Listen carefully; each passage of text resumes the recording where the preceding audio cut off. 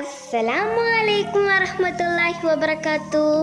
ഇന്ന് നമ്മൾ 6ാം ക്ലാസ്സുകാർക്ക് കൊല്ല പരീക്ഷയ്ക്ക് വരാൻ സാധ്യതയുള്ള താരീഖിൽ നിന്നുള്ള പ്രധാനപ്പെട്ട ചോദ്യങ്ങളും അവയുടെ ഉത്തരങ്ങളുമാണ് നോക്കാൻ പോകുന്നത്. ഒന്നാമത്തെ പ്രവർത്തനം യോജിച്ചവ ചേർക്കാം. ബ്രാക്കറ്റിൽ കൊടുത്തിട്ടുള്ളത് ബസ്രയിലാണ്, അസ്സയിലാണ്, ഔസത്ത്, മാതുരീദ്, ഇമാം മാലിക് റഹ്മത്തുള്ള, ഖറാഫ. ചോദ്യം 1 സമർക്കന്ദിലാണ് ഡാഷ്. ഉത്തരം മാതുരീദ്. ചോദ്യം 2 ഇമാം അബുൽ ഹസനി അൽ അഷ്അരി റഹ്മത്തുള്ളാഹി അലൈഹി ജനിച്ചത് ഡാഷ്. ഉത്തരം ബസ്രയിലാണ്. ചോദ്യം 3 ഇമാം അഹ്മദ് ബനു ഹംബലി റഹ്മത്തുള്ളാഹി അലൈഹിയുടെ ഗോത്രം. ഉത്തരം ഷൈബാൻ. ചോദ്യം 4 ഈജിപ്തിലാണ് ഡാഷ്. ഉത്തരം ഖറാഫത്ത്. ചോദ്യം 5 ഇമാം ഷാഫിഈ റഹ്മത്തുള്ളാഹി അലൈഹി ജനിച്ചത് ഡാഷ്. ഉത്തരം അസ്സയിലാണ്. ചോദ്യം 6 ഇമാം അബു ഹനീഫ റഹ്മത്തുള്ളാഹി അലൈഹിയുടെ കിതാബ് ഏതാണ്? ബ്രാക്കറ്റിൽ കാണാം ഔസത്ത്. ഈ 4 ഇമാമുകളെ കുറിച്ച് പഠിക്കണം. അത് വളരെ ഇമ്പോർട്ടൻ്റ് ആണ്. അതിനെക്കുറിച്ചിട്ടാണ് അധികവും ചോദിക്കുന്നത്. ചോദ്യം 7 ഷാഫിഈ റഹ്മത്തുള്ളാഹി അലൈഹി ഇമാമിൻ്റെ 9ാമത്തെ ഉപ്പാപ്പ ഡാഷ്. ഉത്തരം അബ്ദുമനാഫ്. ചോദ്യം 8 ഹിജ്റ 93 മദീനയിൽ ജനിച്ചു ഡാഷ്. ഹിജ്റ 93 മദീനയിൽ ജനിച്ചത് ഇമാം മാലിക്കാണ്. ചോദ്യം 2 വീതം എഴുതാം. ഒന്നാമത്തെ ചോദ്യം ഇമാം ഷാഫിഈ റഹ്മത്തുള്ളാഹി അലൈഹിയുടെ മക്കൾ 4 പേരാണ്. അവരിൽ ഏതെങ്കിലും 2 പേരെ എഴുതിയാൽ മതി.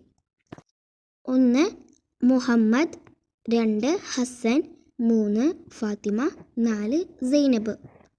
ചോദ്യം 2 ഇമാം അഹ്മദ് ബനു ഹംബൽ റഹ്മത്തുള്ളാഹി അലൈഹി ഇൽമ് തേടി സഞ്ചരിച്ച രാജ്യങ്ങൾ 2 എഴുതിയാൽ മതി.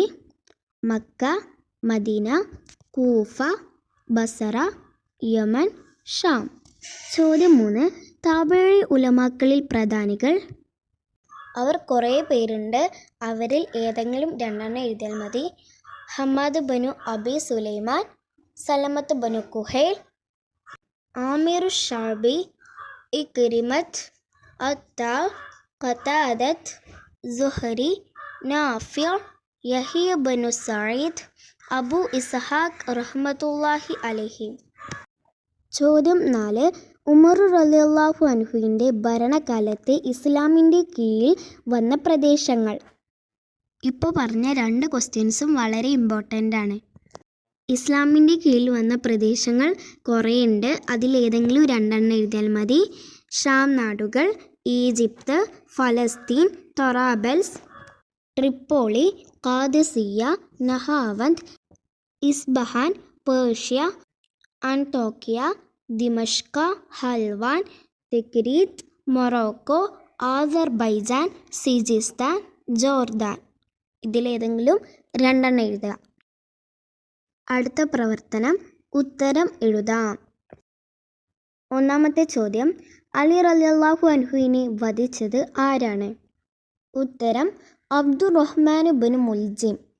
ചോദ്യം 2 ഖൈബറിലെ ജൂത പ്രമാണി ആരായിരുന്നു? ഉത്തരം മുറഹിബ്. ചോദ്യം 3 ഉസ്മാൻ റളിയല്ലാഹു അൻഹുവിൻ്റെ മക്കൾ എത്രയാണ്? പുരുഷന്മാർ 9, സ്ത്രീകൾ 5. ചോദ്യം 4 ഉസ്മാൻ റളിയല്ലാഹു അൻഹുവിനെ കുറിച്ച് നബി സല്ലല്ലാഹു അലൈഹി വസല്ലം എന്ത് പറഞ്ഞു? എന്താണ് പറഞ്ഞത്? അത് എഴുതി കൊടുക്കുക. ഉത്തരം എല്ലാ നബിമാർക്കും സ്വർഗത്തിൽ ഒരു കൂട്ടുകാരൻ ഉണ്ടായിരിക്കും. എൻ്റെ കൂട്ടുകാരൻ ഉസ്മാൻ ആയിരിക്കുന്നതാണ്.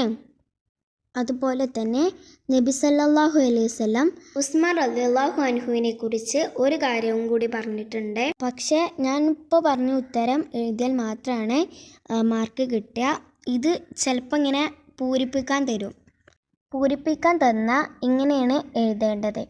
നബി സല്ലല്ലാഹു അലൈഹി വസല്ലം പറഞ്ഞു, ഈ സൽക്കർമ്മത്തിന് ശേഷം ഉസ്മാൻ ചെയ്യുന്ന ഒരു കുറ്റവും അദ്ദേഹത്തെ ബാധിക്കുകയില്ല. അതുപോലെ തന്നെ അബൂബക്കർ റളിയല്ലാഹു അൻഹുവിനെ കുറിച്ചിട്ടും നബി സല്ലല്ലാഹു അലൈഹി വസല്ലം പറഞ്ഞിട്ടുണ്ട്. അതുപോലെ തന്നെ അലി റളിയല്ലാഹു അൻഹുവിനെ കുറിച്ചിട്ട് നബി സല്ലല്ലാഹു അലൈഹി വസല്ലം പറയുന്നുണ്ട്. അപ്പോൾ അതൊക്കെ പഠിച്ചു വെക്കുക. ചോദ്യം 5. ഉമർ റളിയല്ലാഹു അൻഹുവിൻ്റെ ഭരണകാലം എത്ര? ആ 4 ഖലീഫമാരുടെ ഭരണകാലം ചോദിക്കും. അതൊക്കെ ചോദിക്കാൻ സാധ്യത ഉണ്ട്. ഇതിൻ്റെ ഉത്തരം 10 കൊല്ലവും 6 മാസവും 4 ദിവസവും. ചോദ്യം 6. ഹിജറ 15 നടന്ന യുദ്ധം ഏതാണ്? ഉത്തരം ഖാദിസിയ യുദ്ധം. ചിലപ്പം ഇത് നേരെ തിരിച്ചിട്ടും ചോദിക്കും. ഖാദിസിയ യുദ്ധം ഹിജറ എത്രാം വർഷത്തിലാണ് നടന്നത് എന്നും ചോദിക്കും. അതുപോലെ തന്നെ നഹാവന്ത് യുദ്ധവും അങ്ങനെ തന്നെ ചോദിക്കും. ചോദ്യം 7. അബൂബക്കർ സിദ്ദീഖ് റളിയല്ലാഹു അൻഹു മക്കയിൽ വെച്ച് വിവാഹം ചെയ്തു ആരെല്ലാം? ഉത്തരം ഖുതൈലത്തു ബിൻതു അബ്ദുൽ ഉസ്സ, ഉമ്മു റൂമാൻ ബിൻതു ആമിർ. അതുപോലെ തന്നെ മദീനയിൽ വെച്ചിട്ട് ആരൊക്കെ വിവാഹം ചെയ്തു എന്ന് ചോദിക്കും. അപ്പം അതും കൂടി പഠിക്കുക. അടുത്ത പ്രവർത്തനം ഉത്തരം എഴുതാം. 1.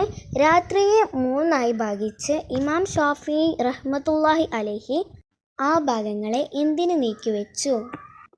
ഉത്തരം ഒരു ഭാഗം ഇൽമിനും ഒരു ഭാഗം നിസ്കാരത്തിനും ഒരു ഭാഗം ഉറക്കിനുമായി നിയോഗിക്കുമായിരുന്നു. ചോദ്യം 2. ഇമാം മാലിക് റഹ്മത്തുള്ളാഹി അലൈഹി ഫത്വ നൽകുവാൻ തുടങ്ങിയത് എന്തിൻ്റെ ശേഷമാണ്? ഉത്തരം 70 പണ്ഡിതന്മാർ സാക്ഷ്യപ്പെടുത്തി അനുവാദവും അംഗീകാരവും നൽകിയതിനു ശേഷം. ഈ ക്വസ്റ്റ്യൻ വളരെ ഇമ്പോർട്ടൻ്റ് ആണ്. ഖത്താബിൻ്റെ മകനെ എന്ന് വിളിച്ചുകൊണ്ട് നബി സല്ലല്ലാഹു അലൈഹി വസല്ലം ഉമർ റളിയല്ലാഹു അൻഹുവിനോട് പറഞ്ഞതെന്ത്?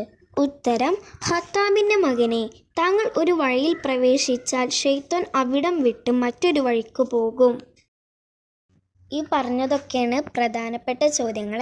ഇതൊക്കെ പരീക്ഷയ്ക്ക് വരാൻ നല്ല സാധ്യത ഉണ്ട്.